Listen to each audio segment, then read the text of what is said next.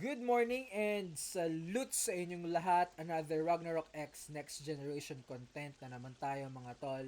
And for today's video, we do have a good news and we do have a bad news on hand. First, punta tayo sa bad news. Bad news is hindi ko na matutuloy laruin itong pasensya na sa mga sampayan namin ni Mrs. Hindi na namin matutuloy laruin hindi ko na matutuloy laruin tong tank ko. Itong character na nasa screen ngayon, itong paladin ko, kasi hindi fit yung game style sa akin, hindi fit yung play style sa akin, tol. Kasi medyo ang play style ko is action. Walang action sa tank, tol. Technically meron, pero hindi katulad ng mga hard-hitting characters. And medyo hindi ako nag-e-enjoy. Ayan, parang hindi ko nilo-look forward na, uy, pagising ko, uy, may card na ba? Walang ganon kasi hindi ka makakakuha ng card sa character ito, hindi ka hindi ikaw yung majority damage ng mobs kapag tinabihan ka ng mga ibang character na mas malakas yung damage sa'yo. So, isa sa reason. So, hindi ko na siya malalaro. Pero, ang good news on the other hand is, i-raffle ko siya, tol, for free. Wala kang need bayaran sa akin, wala kang need, walang need, may need akong requirements pero hindi mahirap ibigay. Pero hindi ko to ibebenta, tol. Yung if you can recall, nag-raffle ako nung itinry kong i-raffle yung clown account ko. Ang sabi ko, we need to have this specific subscriber pero hindi na hit, so hindi ko na release. Pero ito ngayon, walang ganon, tol. For free to. This is just me. Inom lang tubig. This is just me giving back sa community kasi tinulungan niyo ako mag 1K subscriber. May possibility na ako ma-monetize depende sa hindi ko pa sure sa dami ng views or sa dami ng content na ilalabas. Pero pwede na ako ma-monetize, tol. And salamat po. Salamat sa pagtulong sa akin. I really appreciate that. So i-raffle ko tong tank ko and may bonus isa pang account. Kasi i-release ko na din yung clown ko. Hindi na siya same competitive character sa Komodo. Yun lang yung pangit doon, hindi na same. Pero kung gusto niyo balikan yung nostalgia ng character ko, pwede niyo sabihin sa mga friends niyo, "Oy, tol, itong character na to, ito yung napapanood mo sa video, ito yung nilalaro ni Mada before." Ganun. Pwede mo naman gano'n din. Or laruin mo, ikaw bahala, tol. Hanapin ko yung account na yon and then isasama ko sa raffle natin. So, technically, meron tayong 2 accounts na i-raffle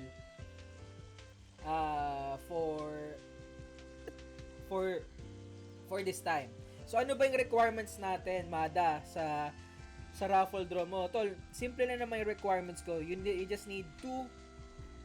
just need two things from you guys na need yung ilagay sa comment section ng video na to. First, you need to answer, why do you love playing Ragnarok X Next Generation or Rocks? Sabihin nyo lang, tol, gusto ko kasi mag-BH, dito ko kasi nakilala yung asawa ko, dito ka nakita yung girlfriend ko, boyfriend ko. Ikaw bahala, tol, sagutin mo lang yung question na yun. Truthfully, so, ikaw na bahala kung mag-iimbento ka ng sagot sa akin, pero I want to know, truthfully, why do you love Rocks? Next naman is maglalagay ka lang ng hashtag, kasi sa hashtag, dyan ko makapit yung auto picker ko eh. So, hashtag is Armada Esports and Armada Esports Raffle. Tol, remind ko lang, very crucial ang spelling sa hashtag kasi yan yung finifilter. Pero lahat naman yung instructions ko, ipipaste ko din sa description information below din. Ulit, dalawa lang yung need ko ha sa comment section. Iko-comment nyo lang. First is, why do you love Rocks? And then, maglagay kayo ng hashtag Armada Esports and Armada Esports Raffle. Ilalagay ko yun sa baba para hindi kayo malito sa spelling. Copy-paste na lang.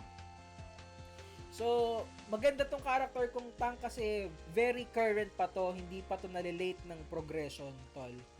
So, pag nakuha nyo to, medyo maganda-ganda yung situation nyo sa server na to. Rainbow Paradise. Makakakuha kayo ng magandang guild din.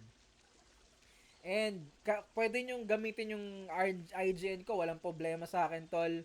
Basta sabihin nyo lang pag sumali kayo sa next guild nyo na new owner na kayo.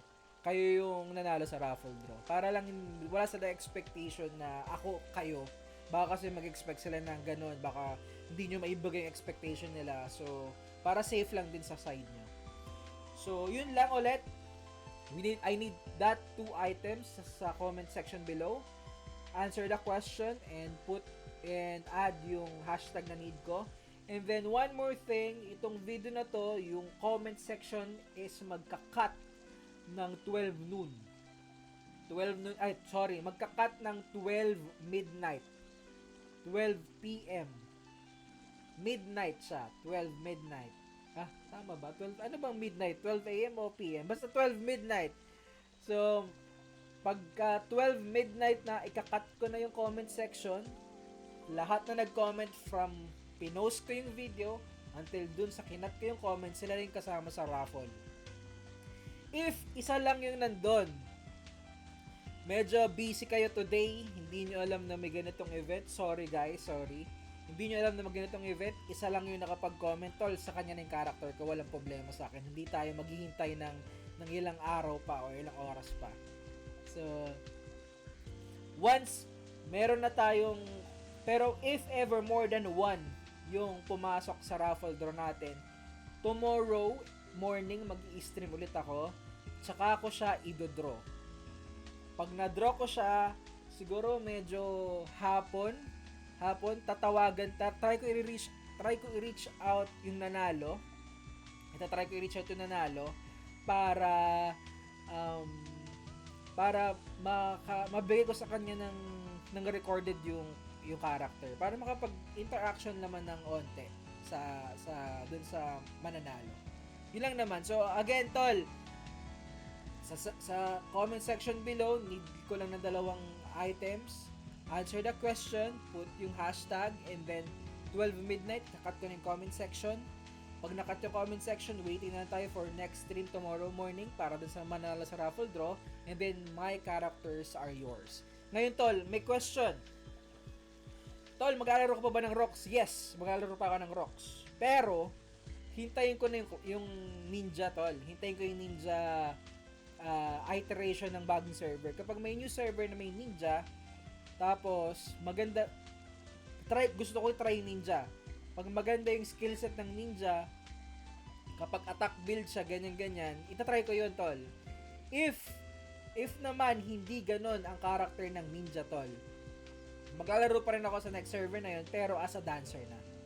Itatry ko na mag-dancer fully. Kasi nung nag-dancer ako before, tol, hindi ako nakapag-focus doon kasi ang focus ko nun yung clown ko. Na gano'n lang ako na nag-return ako sa clown tsaka ako nag-dancer.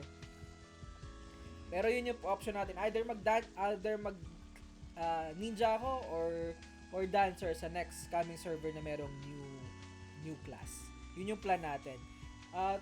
Isa pang question siguro, Mada, if i-release mo na yung characters mo, so hindi ka na mag-stream. Technically, hindi na ako makapag-stream muna, mga tol.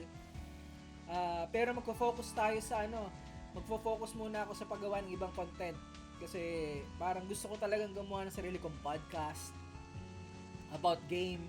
And bala ko din gumawa ng mga video for parang, di naman reaction, parang feedback video sa mga nangyayari sa esports